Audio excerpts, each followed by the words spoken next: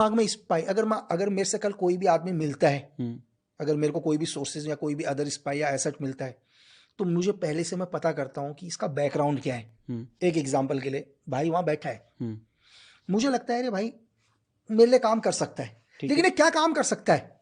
Example के लिए, काम तो मेरे लिए करेगा, कल वो मेरा एसेट बनेगा, मेरा स्पैरो बनेगा, कुछ भी बनेगा, एग्जाम्पल मेरा फील्ड एजेंट बनेगा, मैं उसको पहले देखूंगा ये बनेगा क्या। मुझे लगता है ये आदमी, सॉरी मैं आपको टोक रहा हूँ, स्पैरो क्या होता है?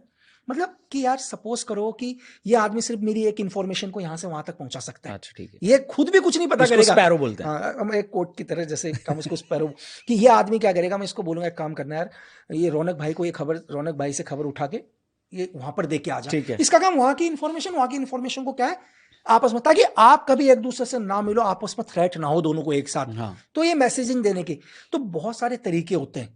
तो ये अब ये आदमी सिर्फ मैसेज दे रहा है, तो इसकी वैल्यू कितनी है कि दुनिया में कोई भी आदमी, सपोज करो कि एक आदमी मिला, बोले यार लकी ये एक MI6 का क्या है, एक एजेंट है, तो मैं बोलूंगा ठीक है एजेंट है। जैसे मुझे वो अगली चीज बोलेंगे ना, तो मैं ऐसे हो जाऊंगा, तो वो बोलेंगे कि, मैं बोलूंगा एजेंट है, ठीक है मैं एजेंट समझ गया। और उन्होंने बोल दिया कि इसका background military background special force का है, मैं ऐसे हो जाऊंगा भाई।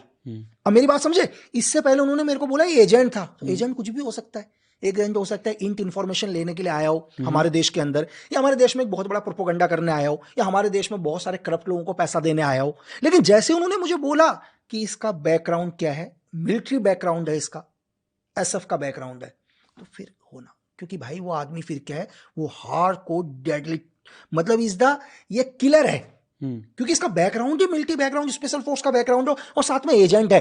तो इसका मतलब है किसी नॉर्मल काम के लिए नहीं आया है, ये यहां पर एक बहुत बड़ी गतिविधि को करने आ रखा है।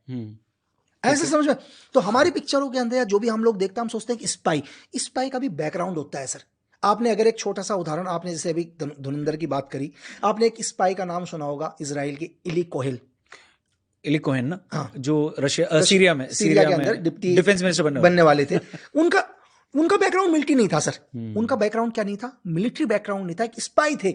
उनका काम था इंफॉर्मेशन गैदरिंग करना, एक देश के अंदर एक प्रोपोगंडा करना, वहां की गवर्नमेंट को चेंज करना, कैसे वहां पर एक रिवोल्यूशन लेके आना। मेरी बात समझ रहे? So as a student